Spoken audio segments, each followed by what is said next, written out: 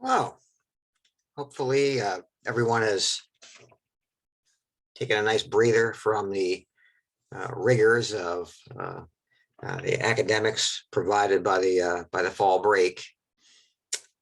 We are safe to say, I think, at this juncture in the second half of the term and the third quarter, if you will, if you're for you football fans, right?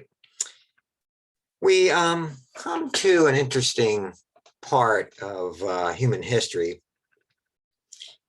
Kind of reminds me of a song called "This Town Ain't Big Enough for Both of Us," and I think circa 1974, but which became a saying, or perhaps the saying was around before the song. But when you get two big egos, I guess, right? Kind of referencing one of those kind of scenarios. You get two big egos in an environment where each must coexist. Things have a tendency not to funnel out so well, right? And the same goes in international politics.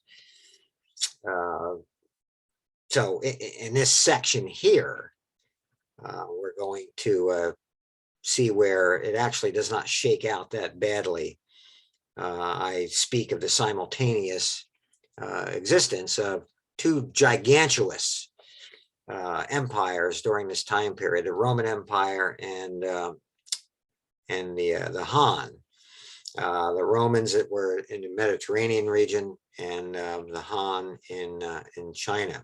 And I guess one of the major objectives or themes with this chapter, we're going to compare and contrast each of these empires, yes, as we go along. So you can turn to page 315 for those of you who follow along in your textbooks. And as you're doing that, I will do what I do every week. I'll take that time to get us set up here with the screen sharing. And, and you guys know by now, I'm a little clumsy with all this stuff, but I think we get to the goal line. I would not be a tutorial in how to do this stuff, right? So, yeah, the objectives, where we want to get to, what we want to do here with this chapter. We want to identify the features that made Han China and Imperial Rome these globalizing empires. We want to describe the development of the Han Dynasty from its beginning through the 3rd century AD. We want to explain the process by which Rome transitioned from a minor city-state to a dominating Mediterranean power. And then we want to compare Han China, right, with Imperial Rome in terms of political authority, economy, cultural developments, and military expansion. Here are the heads up terms. You guys can, you don't necessarily need to hear me say this, I guess. You can stop the video and look at these on your own. Okay. Kind of get a maybe a bird's eye view, right, of some of these, in large part, unknown terms and people. Okay.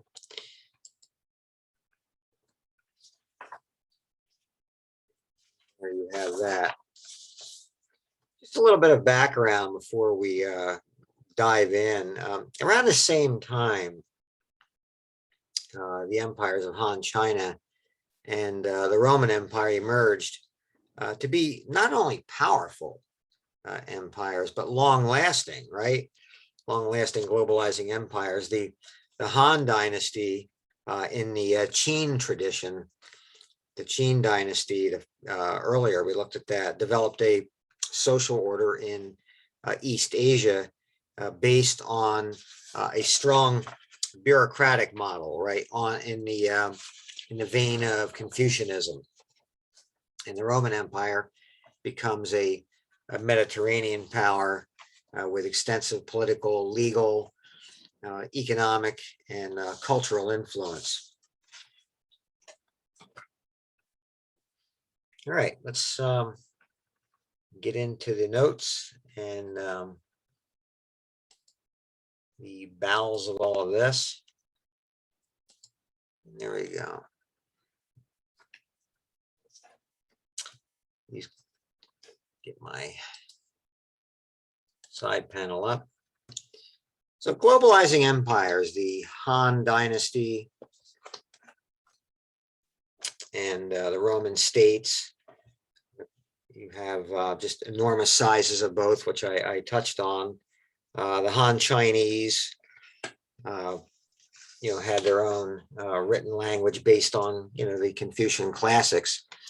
The Han and the Roman states became these truly globalizing empires. They covered, an immense amount of territory, and including these huge, diverse populations over time, and exerted influence really far beyond their own borders.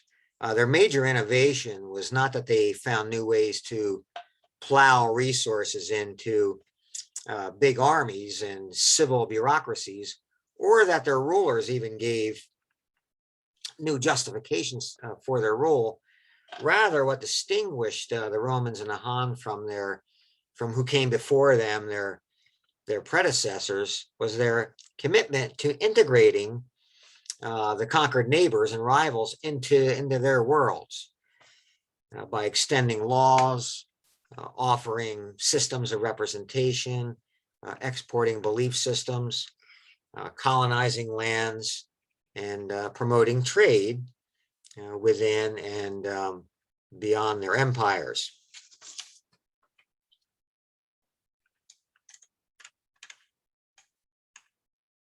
As with Rome, definition of citizenship changed over time.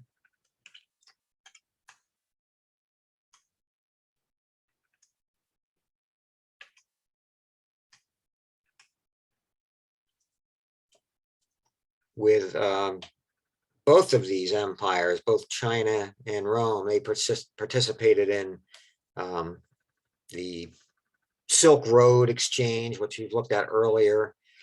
Both economies were primarily agrarian, but the free peasants, the difference here is the free peasants worked the land in China, free peasants, whereas a huge enslaved population worked the fields of the Roman Empire.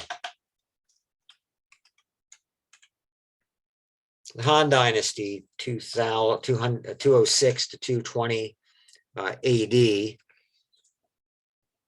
supported by able ministers and generals. Shi Huangdi, or the first August emperor in 221 BC. Shang harkened back to China's great mythical emperors of antiquity. The first emperor then parceled out the territory of his massive state into 36 provinces. 36 provinces, otherwise known as commanderies or the Jun.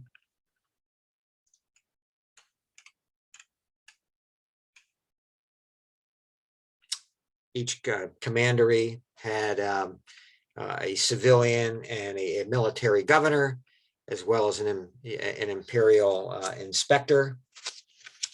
Okay, and local officials answered directly to the emperor, who could dismiss them at his will. And I suppose we could turn to map 7.1. Take a look at that. You got that in your textbooks. You could stop and take a look at it here, and look at the various, ancient empires of China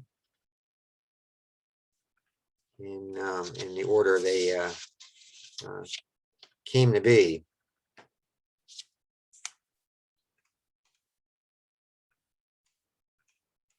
The Qin state, 221 to 207 BC, kind of a crucial forerunner.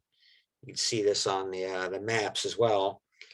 Crucial forerunner to all of this.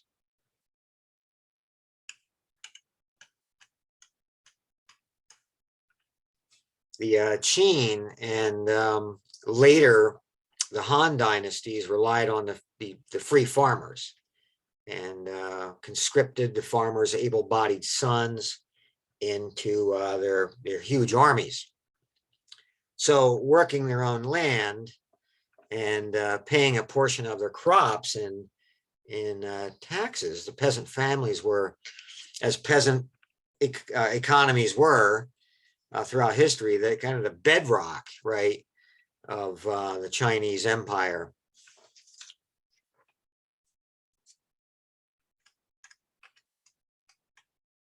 The beginnings of the Western Han Dynasty.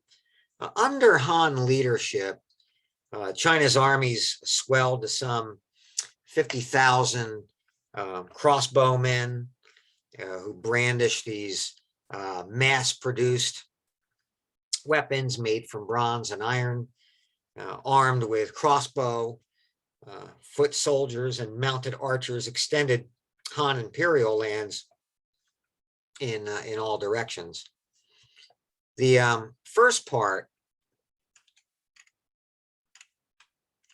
of the Han Dynasty is known as the Western or former Han Dynasty. We're looking at like 206 BC to 9 AD. And the Han brought economic prosperities and the expansion of the empire, of course, as we talked about.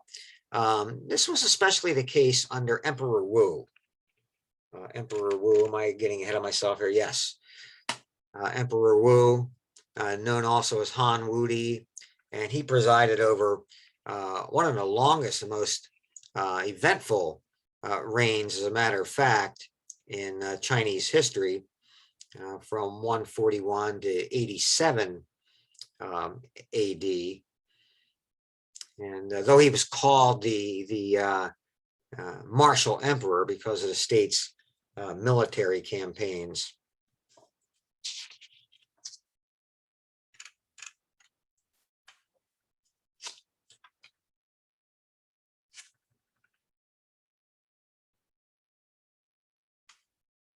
Yes.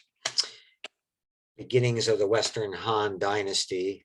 Government schools. Right? Government schools emerge, and the stated purpose of them was to promote the scholar official ideal, and that becomes fertile ground, right? Fertile ground for recruiting local officials. In 136 BC, Emperor Wu founded what became known as the Imperial University. And this was a college. This was a college for classical scholars that supplied the Han Dynasty the need for well-trained bureaucrats.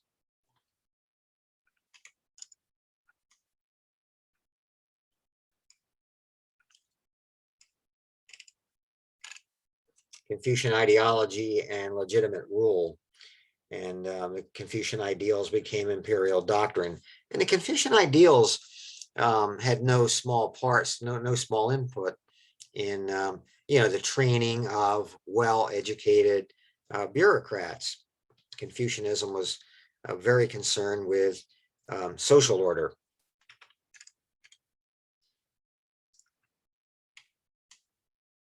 Let's take a look at the beginnings of Western Han Dynasty, the economy, and the new social order.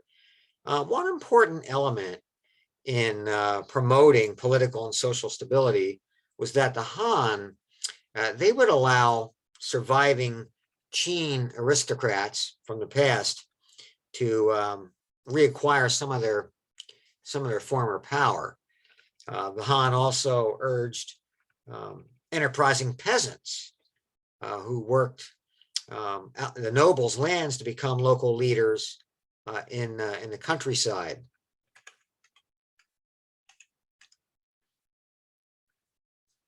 in domestic life, domestic space, reinforced the male authority as women and children stayed cloistered in inner quarters,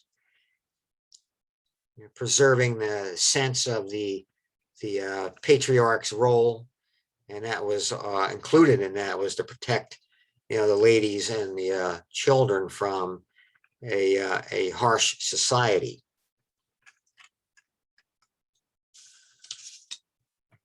Sense of chivalry there, right, if you will.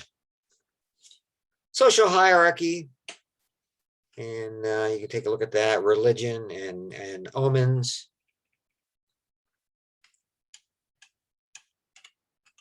Military expansion and the Silk Roads. The Han military machine was effective at expanding the empire's borders and enforcing stability around those borderlands. So, like any time period, peace, right? Peace is good for business, right? Specifically for creating stable conditions that allow the safe transit of goods over the Silk Roads. Emperor Wu did much to transform the military forces during this juncture, following the precedent set by the Qin dynasty, and he made military service compulsory as a result, resulting in a huge force at 100,000 crack troops in the Imperial Guard stationed in the capital, and then more than 1 million in the actual standing army.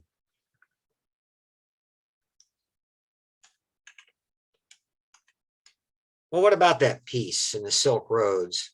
The retreat of the Xiongnu and other nomadic peoples introduced a glorious period of internal peace and prosperity that some scholars have referred to as Pax Sinica, or a Chinese peace, circa 149 to 87 BC. And you can look at the map on page 329 in relation to this. So by 1000 BC, Emperor Wu had extended the northern defensive wall. And you can see on the map what becomes the Great Wall of China, right? Wu also built these garrison cities at oasis points, water and deserts, to protect the trade routes. Soldiers at these oasis garrison cities settled with their families on the frontiers. And when its military power expanded beyond the Jade Gate, you can see that on the Jade Gate in the northwest part of the empire, the Han government set up a similar system of oasis on the rim of the Taklamakan Desert, as you can see there. So with irrigation, oasis agriculture, then attracted many more settlers to that particular region. And then your trade routes passing through deserts and oasis now were made safer and more reliable, until a little later on, these fierce Tibetan tribes threatened them at the beginning of the Common Era. Then steppe routes, which they gradually replaced.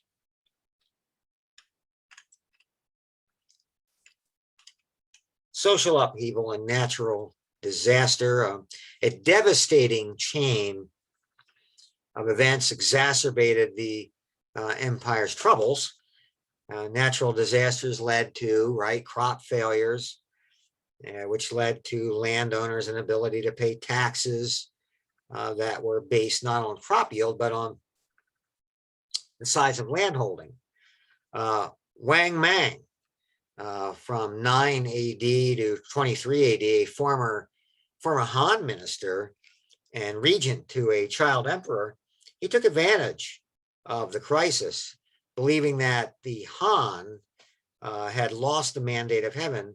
Wang Mang assumed the throne in 9 AD and therefore established a new dynasty.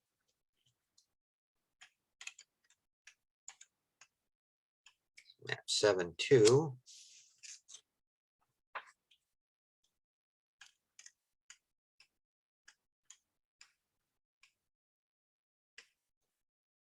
And over time, the economic policies were deregulated, which benefits business trade, landowners, as deregulation often does. The later Han tax system was manipulated by your landed elites. Increased social inequality leads to rebellion, widespread famine, and disintegration of the economy. And 3 states end up replacing the Han dynasty. Move to the Roman Empire, part 2 of the chapter, and invite you to turn to map 7-3 if you have your textbooks open at this juncture.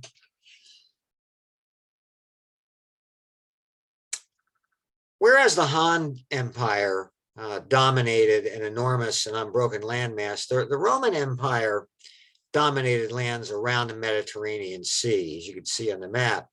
Like the Han Chinese, though, the Romans, they acquired command over the world through violent military expansion. So by the first century AD, almost unceasing wars by the Romans against their neighbors had enabled the Romans to forge an unparalleled number of ethnic groups and minor states into a single large political state.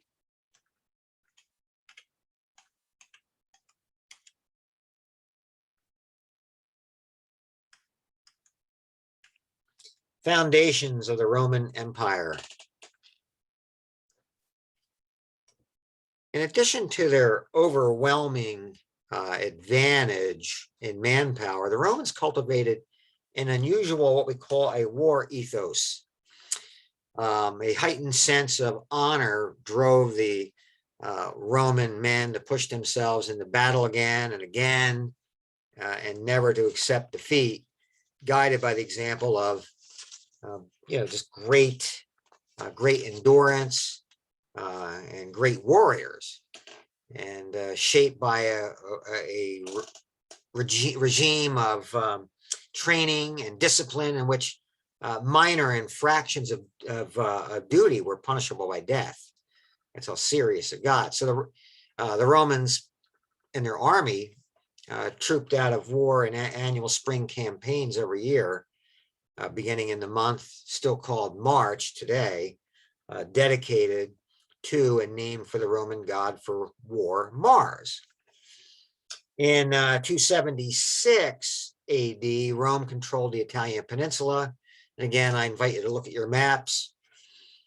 It next entered into 3 great Punic wars with Carthage. And you can see Carthage in North Africa, just across the Mediterranean. What you have there are wars vying for control in the Mediterranean with Carthage. And this Carthage began as a Phoenician colony.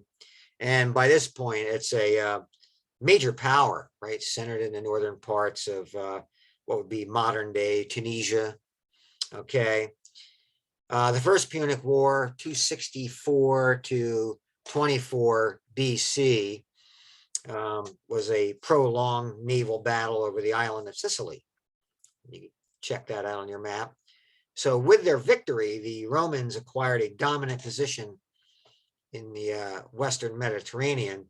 The Second Punic War, 218 to 201 BC, or BC, however, revealed the next real strength and might of the Roman army. And then the Romans drew on their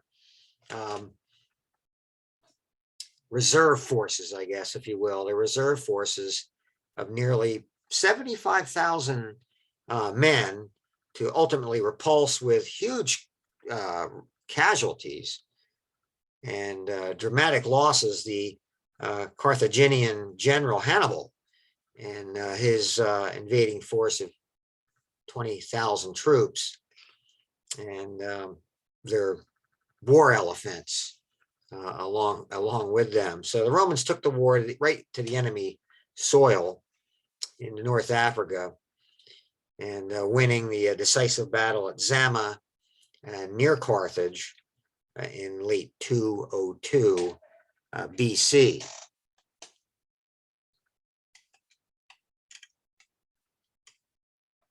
Following the traditional date of its founding in 509 BC, the Romans had lived in a state that they called the public thing, or the res publica, hence the modern world of, as what we know, republic, right?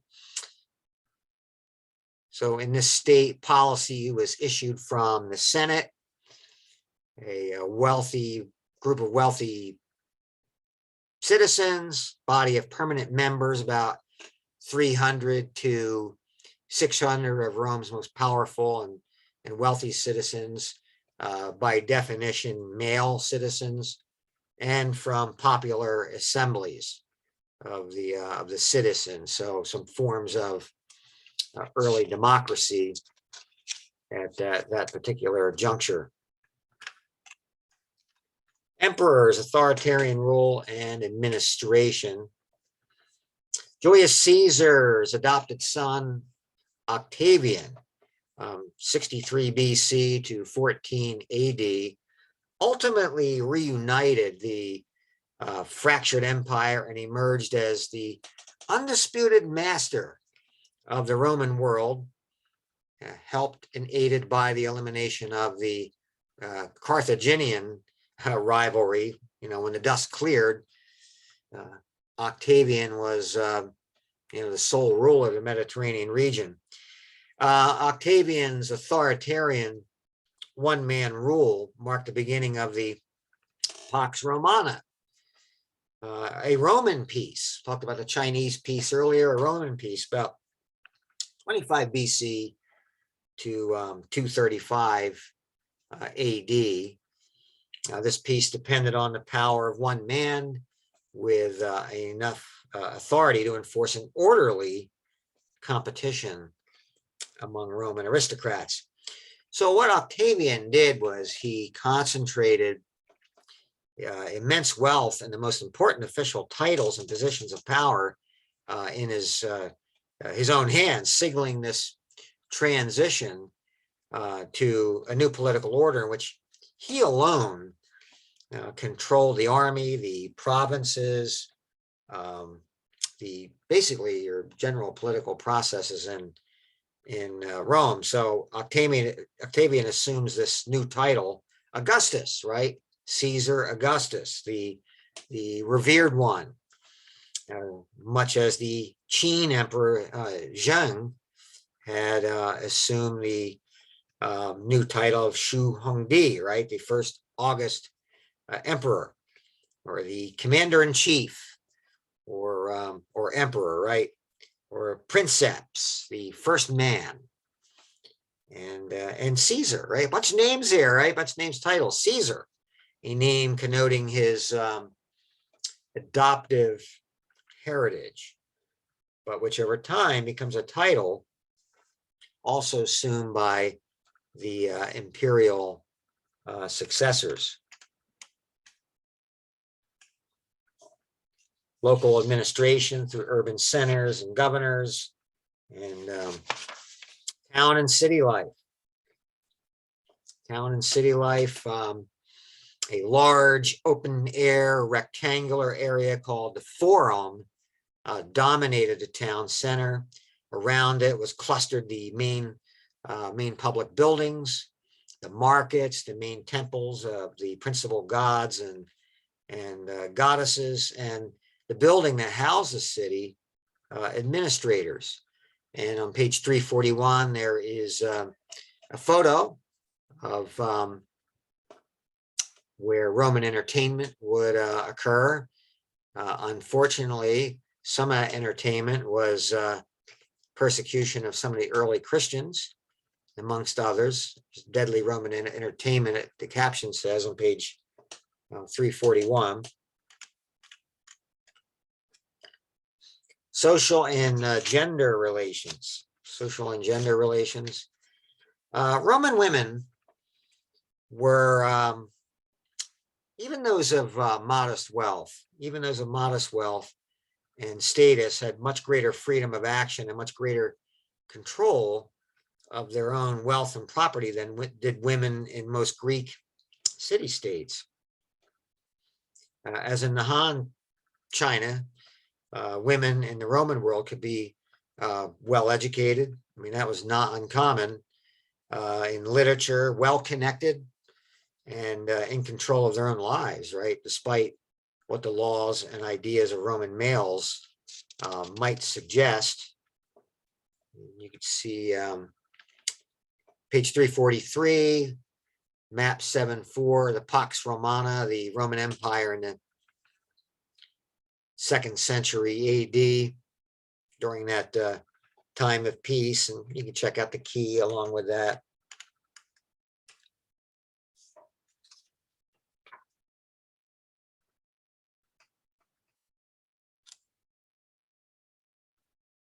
Efficient use of coinage on page 344. You can examine batches of coins buried for safekeeping. That reveals the range of coins in circulation at any one time during that particular time period. Rise of Christianity. Rise of Christianity. And it's always amazing to me about the rise. Christianity was started off as a small embryonic thing with the most powerful, some of the most powerful men in the world looking to stamp it out. And they were never able to do that, right? As we know, it kept growing, right? Go figure. Over the centuries, Roman religion had cultivated a dynamic world of gods, spirits, and demons that was characteristic of earlier periods of Mediterranean history. Christianity takes shape in this richly pluralistic world. Its foundations lay in a direct confrontation with Roman imperial authority. The trial of Jesus, after preaching the new doctrines of what was originally a sect of, looked at as a sect of Judaism. Jesus was found guilty of sedition and executed by means of crucifixion, a standard Roman penalty, as a result of a typical Roman provincial trial overseen by a Roman governor, Pontius Pilate. Paul of Tarsus, a Jew, a Roman citizen from southeastern Anatolia, claimed to have seen Jesus in his full glory after this, and just outside of the city of Damascus, the Mediterranean communities to whom he preached and wrote letters between 40 and 60 AD, referred to Jesus as the anointed one, the Messiah. Only many decades later did accounts come about called the Gospels, as Matthew, Mark, Luke, and John, well preserved.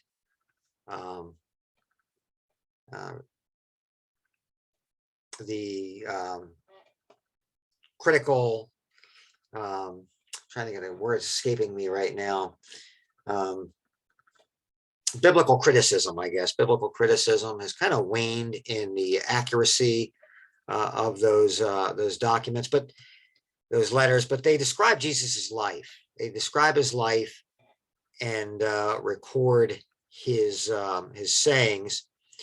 It's through the writings also of Paul and the Gospels, both written in Greek. This image of Jesus rapidly spread beyond Palestine, where Jesus had preached.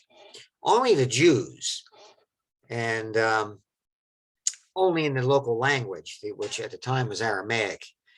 Core elements of Jesus's message, such as the um, that he was God's son, sent to die for the sins of the world, to rise again and go back to heaven and live within believers through his Holy Spirit to help them live the Christian teachings, the scriptural teachings, came about. But it was the Apostle Paul that was especially responsible for reshaping this message to a wider audience. Paul's message spoke to a world divided at the time. Galatians, his letter to the Galatians, kind of chapter 3, verse 28, epitomizes this. He says, in Christ, there is neither Jew nor Greek, there's neither slave nor free, there's neither male nor female, for you're all one in Christ Jesus. So just a half a century after Jesus's crucifixion, the followers of Jesus saw in his life not merely the wanderings of a Jewish charismatic teacher, but a head-on collision between God, as Jesus claimed to be, and the world. Jesus's teachings came to be understood as the message of a divine being, who for 30 years had moved largely unrecognized, actually, among human beings, and his followers formed a church, a permanent gathering entrusted to the large charge of leaders chosen by God and his fellow believers. And I would add this too, I'm thinking as I'm moving on, that secular historians don't argue too much about this anymore either. It's pretty much a given that all of all four of the gospel writers, the Apostle Paul and the rest of the 12 disciples, all died martyrs' deaths, right? In all different places where they were not able to check each other's emails and get their story straight.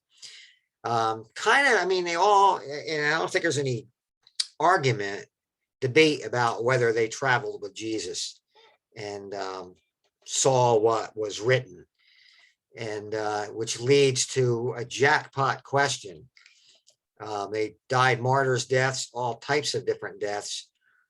Leads to a jackpot question. I think you got to ask yourself about this. Does one die for something they believe? I think that is true. You will. But does one die for something they invent? And I don't know about that. Not sure about that. If you got a guillotine ready to come down on you and you made something up, you might say, yeah, I want to live. I just made this up. It's not true. But these men all went to their deaths. But the last decades of the 3rd century, Christian communities of various kinds, reflecting the different strands of their movement through the Mediterranean, as well as the local cultures in which they settled, they were present in every society in the empire.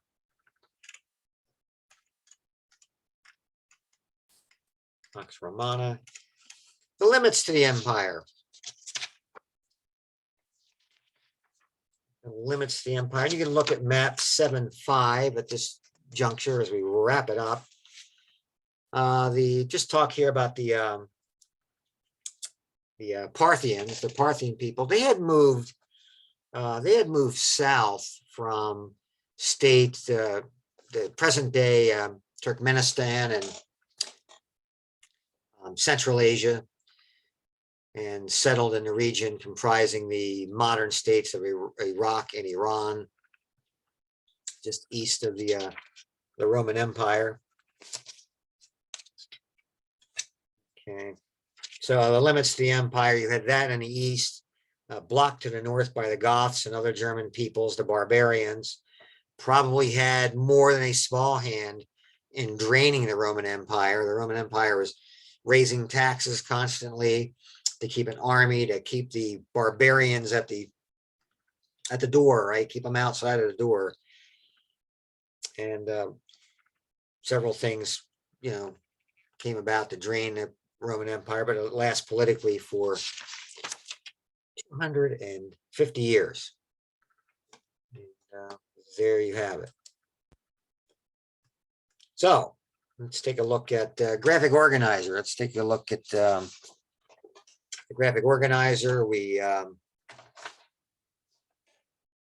ended up getting the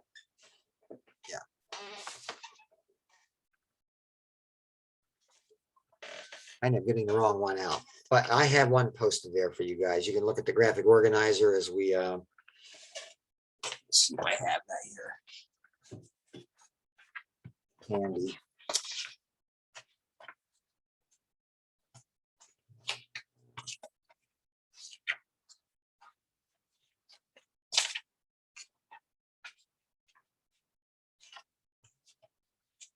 Don't seem to have that handy right now, the graphic organizer, but you have that visual. You can check that out. Let me look at what's up ahead.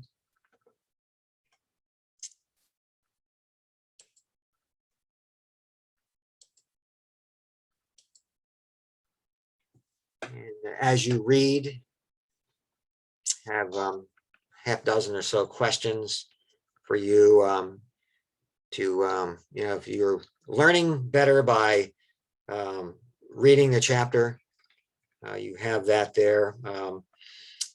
6 or 7 questions, setting that up, pegged to your review quiz and discussion questions. 3 videos lined up this time, and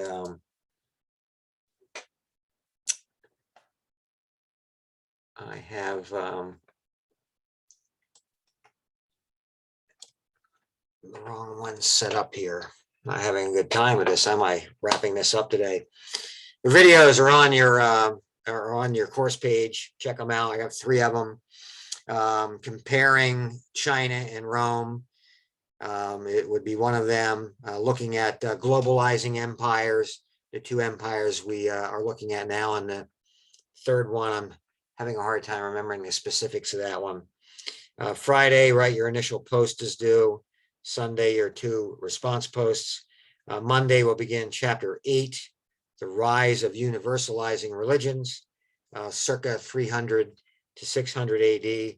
And November the 8th, test 2 is coming up, right? So be looking at your review quizzes, and as you saw last time, I kind of reword things a little differently, but a lot is pegged to those. The test is pegged to what you saw in the quizzes. Okay. And as always, if you guys want to get together with me visually and talk, we can Zoom. Let me know. If you want to give me a call, look at my office hours, and be open to do that. And you can, of course, email me. I'm looking on and off all day at my emails to see where my online guys are at, what's happening with them. So until next time, I'll talk to you guys later. Have a tremendous week. We'll see you. Bye-bye.